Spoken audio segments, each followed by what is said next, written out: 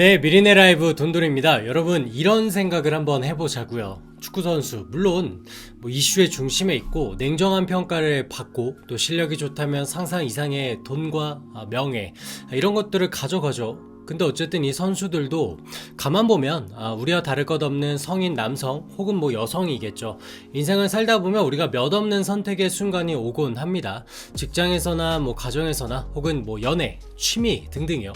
그런데 이게 직장으로만 한정해 보면 심혈을 기울여 만든 뭐 프로젝트의 성공 여부 이런 것도 있겠고, 그 다음은 치열한 눈치 싸움 끝에 이 쟁취한 진급의 짜릿함 이런 것도 있겠지만, 글쎄요, 이직도 요즘에는 참 회자가 많이 되죠. 이 이직뿐만 아니라 팀을 옮기는 것도 마찬가지일 수 있고요. 더욱이 뭐 평생 직장이 지금 없는 시대라고 하니까요.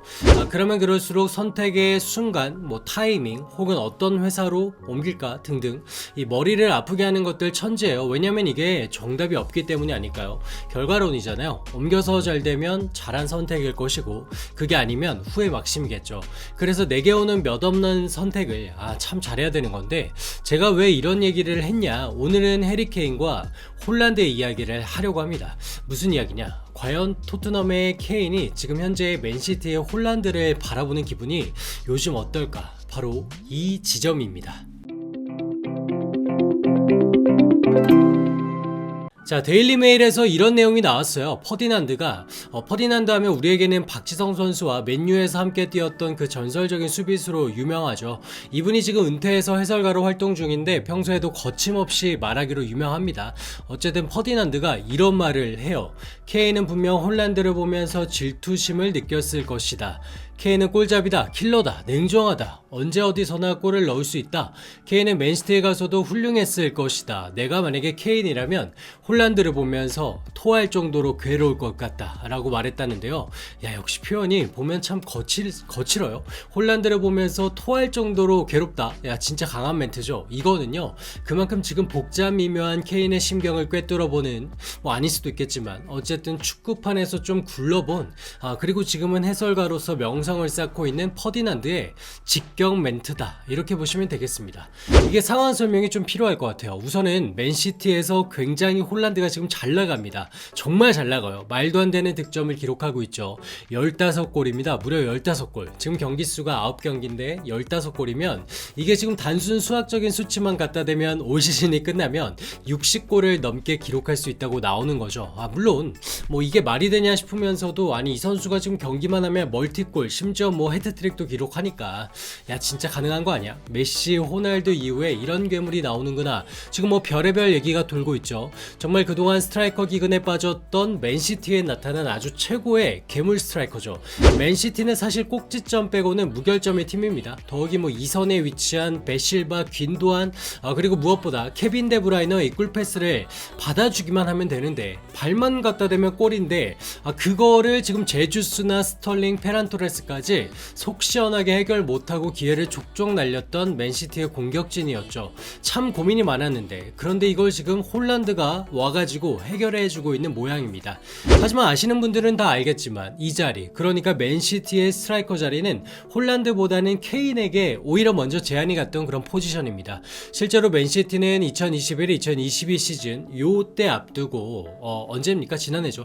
케인을 영입하려고 했었고요. 케인 또한 그때를 좀 생각해보면 상황이 우승을 계속해서 못하는 이 토트넘에 한껏 지쳐있을 때란 말이죠.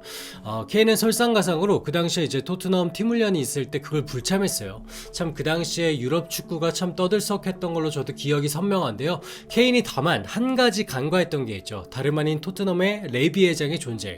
레비 회장이 이런 초강수에는 눈 하나 깜빡 안 합니다. 그리고 무엇보다 케인의 계약 기간이 당시로는 3년이 남아있었다는 거고요. 사실 뭐 선수가 2년 정도가 남아있으면 이번 시즌만 맘먹고 버티면 1년이 남는 거니까 그때는 선수가 협상에서 유리합니다. 하지만 케인이 훈련 불참 사태를 일으킬 때는 3년이나 남았을 때입니다. 막말로 구단에서 이걸 무시하고 또 선수가 태업하게 되면 됐어, 뛰지 않게 한 다음에 무대 응하면 이 상황에서 애가 타는 건 선수라는 거죠. 다름 아닌 레비 회장은 이 조건들을 너무나 잘 알았기 때문에 맨시티가 여러 차례 두드려도 2천억 넘게 줄 거 아니면 됐어, 이런 식으로 배짱을 튕겼다라는 있었다는 거죠.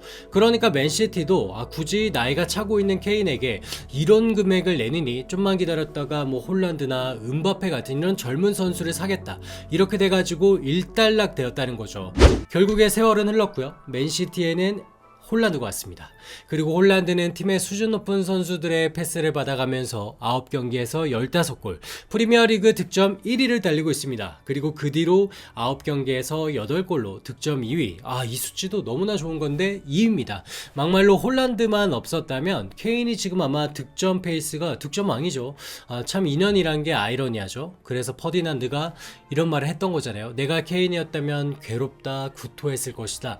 이런 말이 괜히 나온 게 아니에요. 인생이란, 저는 어떻게 보면 뭐 여기에서 인생을 얘기하는 게 과한 걸 수도 있겠지만 참 인생이란 그런 것 같습니다. 슈퍼스타건 아니면 뭐 우리 같은 일반인이든 순간의 선택, 그리고 그 선택이 가져오는 결과라는 게 고스란히 뭐 본인이 감당해야 되는 거기 때문에, 그렇기 때문에 오히려 참 중요하다. 하지만 결과는 아무도 미리 알 수 없기 때문에 골 때린다. 우리는 오늘도 수많은 선택의 갈림길에 있습니다. 여러분께서는 오늘 하신 선택 옳았나요? 부디 옳았기를 저는 바라겠습니다.